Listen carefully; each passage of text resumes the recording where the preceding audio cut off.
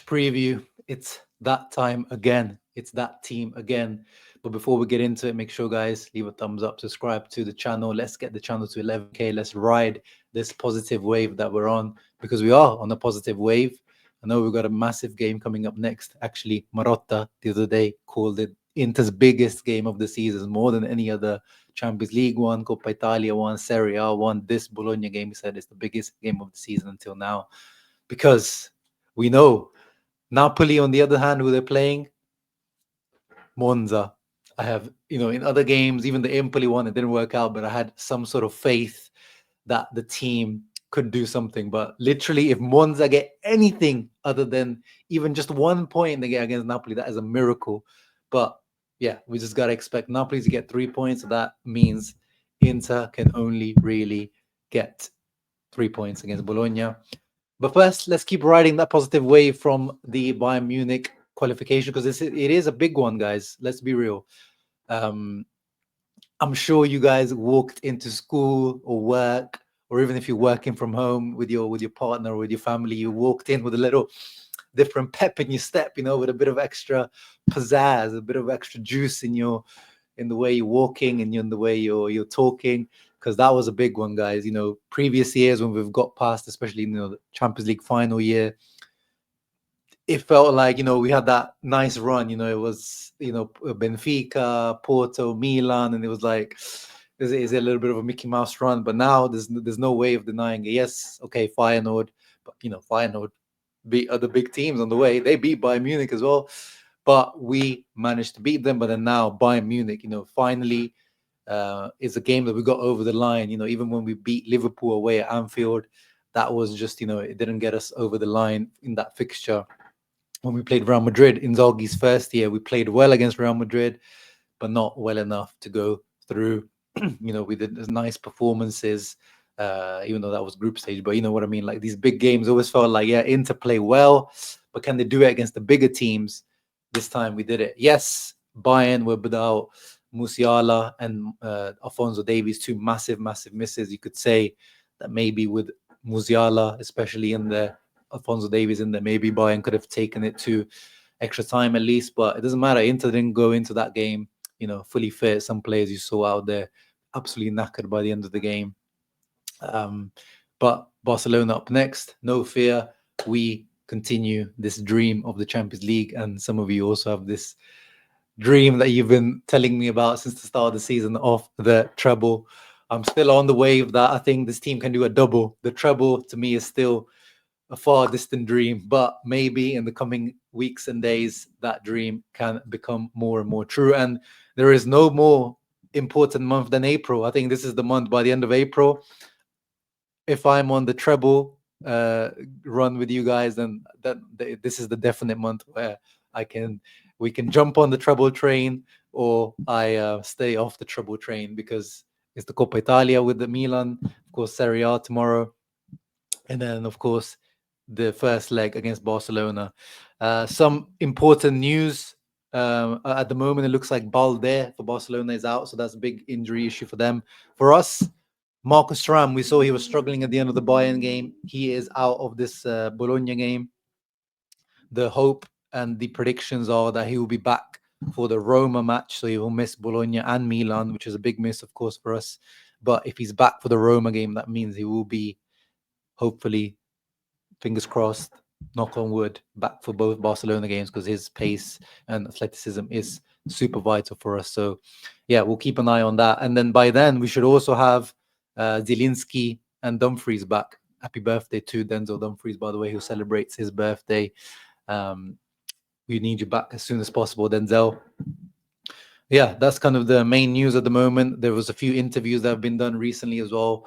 Alessandro Bastoni spoke. So I mentioned Marotta spoke. He said how massive this Bologna game is.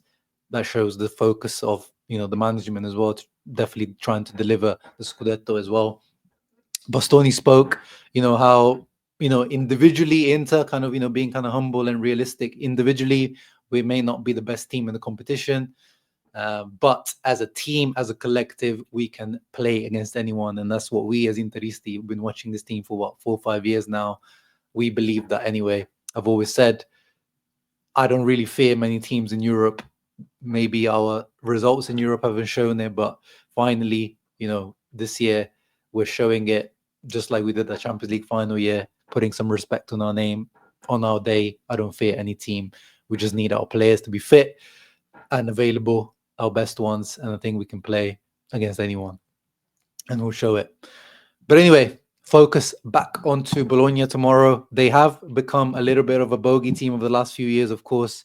I don't need to mention the Radu game that happened, the catch-up game in that Milan Scudetto winning season. But even since then, they've continued a little bit the being our bogey team. Apart from if we ignore the outlier result of the 6-1 where we beat them. I think was that already under Thiago Motta? Was that still? Yeah, I think that might have been Thiago Motta. But anyway, since then, look at that, Bologna beating us 1-0.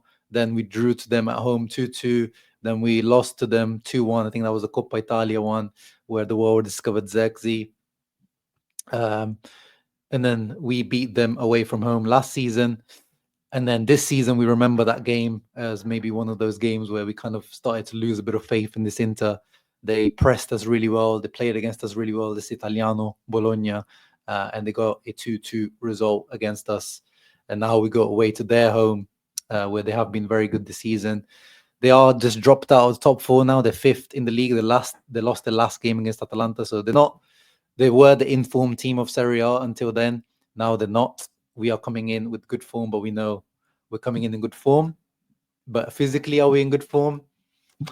Bro, those players, they were out on their legs at the end of that Bayern game.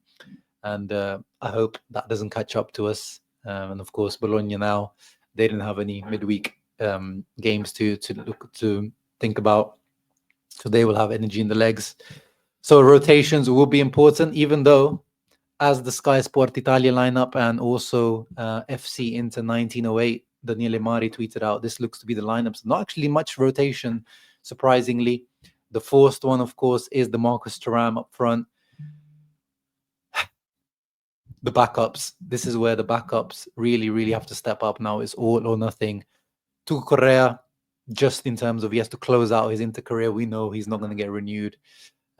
There's players like Arnautovic that are playing for a renewal who have option to renew for an extra year, but apparently he's not 100% fit, which is really frustrating with Arnautovic. He has been in really good form in 2025, but it seems like he either can't fulfill full 90 minutes because he always has some sort of injury or fatigue issue, or he even when he does play and then the next game he can't play back to back because it seems like he just gets some sort of little niggle. So that's really, really frustrating and annoying. But Correa has been much more useful this year than he has been in the last few years. So that Lautaro Correa partnership that was supposed to be the reason we signed them for, we need it to come through. The Correa Thuram partnership hasn't been too bad. So let's see if Lautaro and Correa can cook up something. We need it. We definitely need it tomorrow. That ASADO Argentinian partnership. In midfield, I'm surprised to see no changes, but can you really blame Inzaghi? I think this shows now that the trust with Aslani is over. I think we've seen it for a few weeks now. Even myself, as a sort of Aslani supporter, I can't blame Inzaghi. Like, even though Hakan is probably really tired, and even though he probably needs a rest, and this is the time we need the backups to step in. You can't. If it's a must-win game, Hakan has to play, unfortunately, even though that risks him getting injured. And we've seen this season he has had those 2 or 3 injury issues. But it is what it is, Aslani, brother. This is where we needed you, and he's not coming through. And Zielinski, unfortunately, the timing of his injury is so unfortunate. This is where we would have needed Zielinski to come in. But hopefully, again, Inzaghi with Berenbrook, we've seen him get minutes. Like, he has to be realistic as well, Inzaghi. You can't give Mkhitaryan another 90 minutes or Barella. Like, you have to make some decisions at some point. Frattesi is going to have to step in. And again, Frattesi, please, brother, please, we need you to step up. I know you've got things going on off the field, but I support you. But we really, really need you to step up if we need you for more than just goal scoring and goal threat. Please, brother. Carlos Augusto, of course, we know with DiMarco's ongoing issues and fitness issues, but we're not at the moment. We're not really too sad about that. Augusto is really stepping up recently, so I'm happy with that.